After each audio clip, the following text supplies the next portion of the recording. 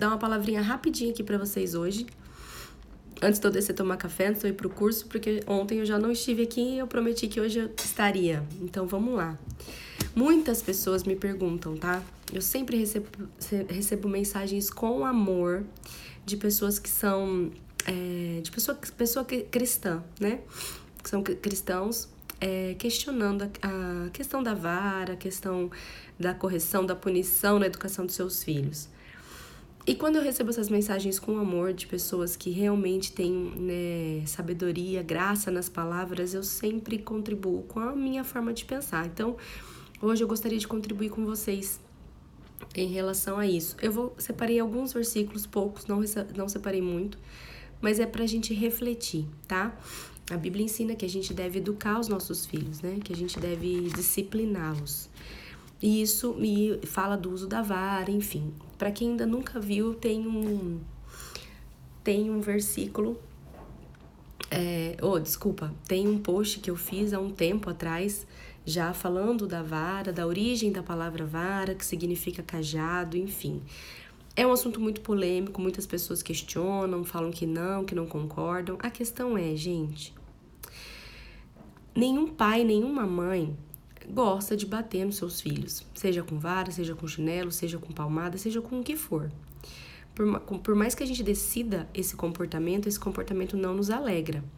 E quando acontece da gente fazer isso, a gente se sente mal, tá? Eu sei, porque antes de eu estudar tudo isso aqui, eu disciplinava o meu filho dessa forma. E ele era pequenininho. E eu me sentia muito mal depois, mas eu acreditava que eu estava fazendo certo. Afinal, eu não tinha outras ferramentas, eu não tinha outra forma de ensiná-lo e de educá-lo. Eu só sabia fazer daquele jeito. E a Bíblia diz que antes você corrigir o seu filho do que permitir que ele se perca, certo? Mas a questão aqui hoje eu tenho uma outra visão em relação a isso. Hoje eu tenho mais de 50 ferramentas alternativas à punição que me garantem ensinar importantes habilidades de vida para o meu filho. Por que eu vou escolher a vara? Por que eu vou escolher a agressão? Certo? Se você não souber uma outra maneira de educar o seu filho, se você não conhecer uma outra ferramenta, a sua única alternativa para que seu filho não se perca vai ser usar da punição, da vara, da agressão. Afinal, correção também é amor, né?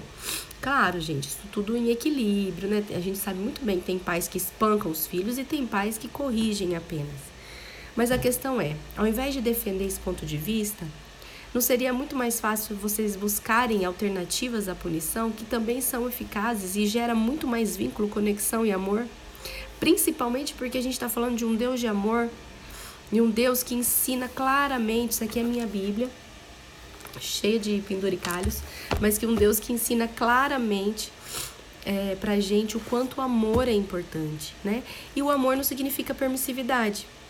Pra mim, o amor é você ser gentil e firme ao mesmo tempo, educando seus filhos. Então, eu separei alguns versículos que eu queria ler com vocês para reflexão, tá, gente? Não é uma verdade absoluta. Eu tô compartilhando com vocês a minha reflexão em relação a isso. Espero que sirva para vocês de alguma forma, tá?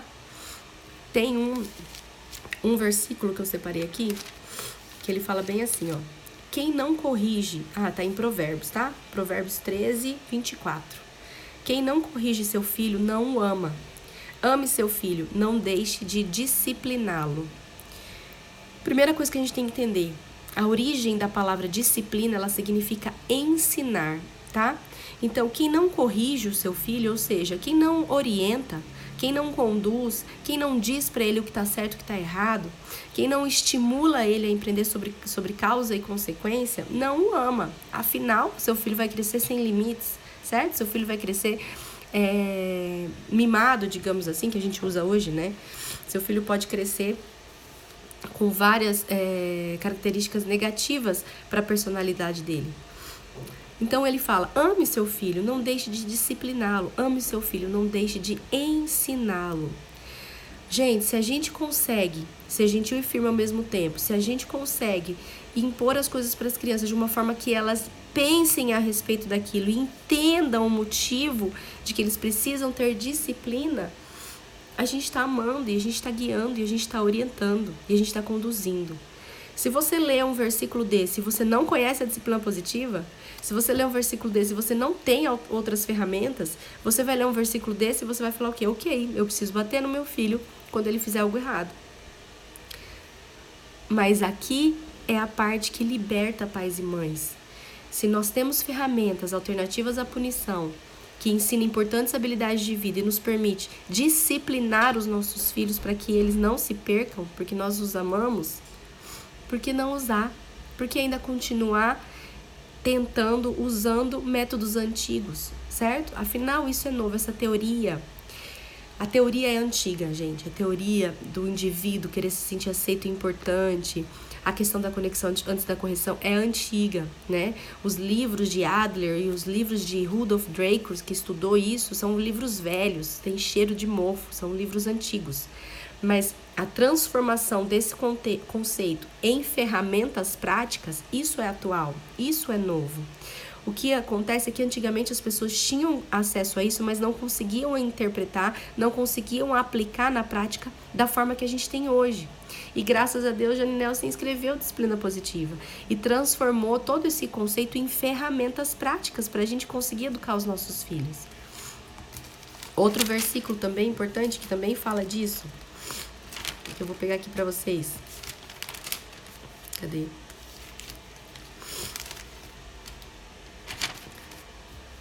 Aqui, ó.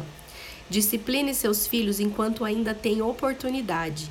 Fazer tudo o que querem acabará com a vida deles. Entendam? Isso é permissividade. A permissividade, ela gera consequências negativas, assim como o autoritarismo, né? Então, discipline seus filhos, ensine os seus filhos, corrija os seus filhos, enquanto ainda você tem oportunidade. O que eu entendo disso aqui? Enquanto eles ainda dependem de você, enquanto a formação neurológica deles ainda está correndo ali no cérebro, principalmente na primeira infância de 0 a 6 anos e depois de 6 a 12, gente. A gente tem oportunidade ainda, então faça isso. Fazer tudo o que eles querem acabará com a vida deles. Porque eles vão crescer sem resiliência, sem autonomia, sem atitude, sem cooperação, sem colaboração, sem compaixão. Talvez cresçam arrogantes, orgulhosos, inconsequentes, né? Não sabendo lidar com frustrações. Então é isso que a Bíblia diz pra gente, né? A gente precisa. E como, Gabi? Como eu faço isso então, se eu não posso usar a vara? Entendo, não é que você não pode usar a vara, tá? Mas se existem mais de 50 ferramentas disponíveis para você, que são alternativas a isso e que dão resultado, por que colocar a vara em primeiro lugar? Tem outro versículo que fala aqui, ó: uma boa surra cura o mal, a punição bate fundo no coração. Entendam, a punição a gente sempre falou. Funciona. Naquele momento interrompe o mau comportamento. A boa surra cura o mal. Ela interrompe o bom comportamento. Isso aqui está em Provérbios 20, versículo 30. Uma boa surra cura o mal. A punição bate fundo no coração. Gente, punição, agressão, vara, chinelo, palmada, o que é que vocês interpretem aí, usem aí, ou já usaram, ou veem, né, conhecem pessoas que usem e defendem a teoria, ela vai curar o mal, porque ela vai interromper o mau comportamento de imediato, mas o que ela ensina a longo prazo. Olha aqui a continuação do versículo: a punição bate fundo no coração, ou seja, ela fere a autoestima. Tá aqui, gente, tá aqui, meu Deus, obrigada, Senhor, como eu amo esse Deus, como eu amo meu Deus, como eu amo meu Jesus. Tá aqui. Vai funcionar? Vai interromper o mau comportamento? Vai, mas vai ferir a autoestima do seu filho. Vai ferir a conexão que ele tem com você. Vai ferir a identidade dele. Vai ferir a crença de capacidade, de merecimento do seu amor por ele. Vai ferir o quanto ele se considera importante, o quanto ele se considera bom. Vai ferir. Entendam.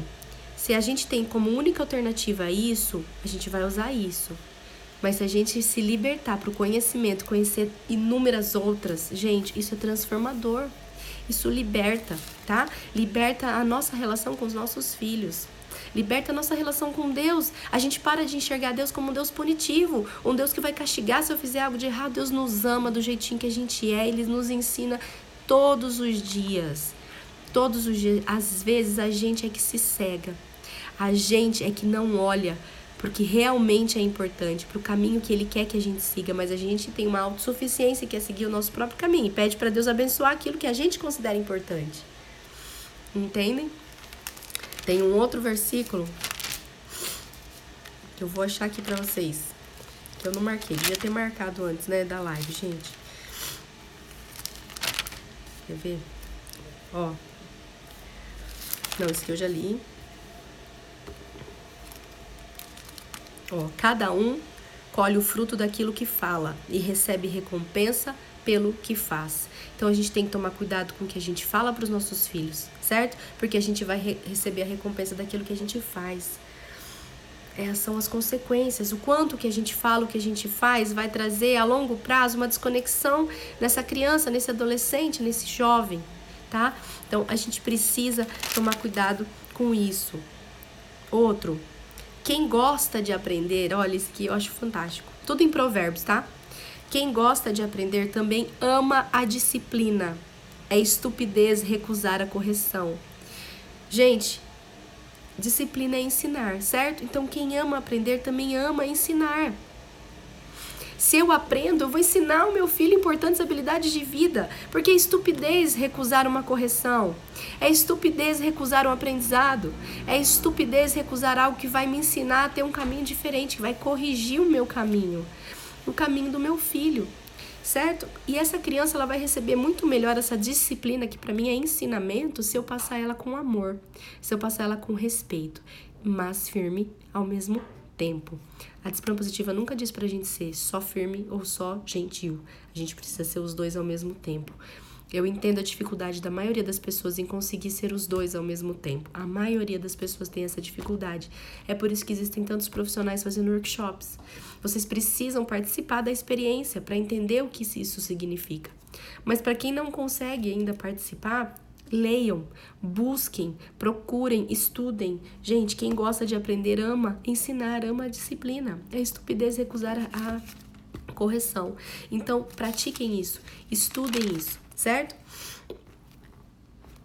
Acho que são esses os versículos que eu separei pra gente ler hoje. Eu sei que existem vários outros, tá? Ah, não, tem o último pra finalizar. Também Provérbios. Olha só, que lindo esse. Pois o conselho é como farol que guia. O bom ensinamento é luz que clareia. Disciplina e advertência são caminhos de vida. Gente, isso é firmeza e gentileza ao mesmo tempo. Prestem atenção. Bom conselho é farol que guia. Então, eu posso utilizar disso. Quando eu estimulo o meu filho a pensar, quando eu digo para ele, e se a gente fizesse isso? Quando ele não me dá alternativas. O bom ensinamento é luz que clareia. Quando eu direciono, quando eu capacito, quando eu encorajo, né? Eu estou ensinando o meu filho. E estou trazendo uma luz que clareia a mente dele, para clarear as atitudes dele, iluminar o caminho dele. Disciplina e advertência são caminhos de vida. Disciplina, já disse para vocês, a origem dela significa ensinar. Então, ensinamentos e advertências são caminhos de vida. O que são advertências? São as consequências lógicas e as consequências naturais. As consequências lógicas é quando o pai interfere na relação e avisa, adverte o seu filho.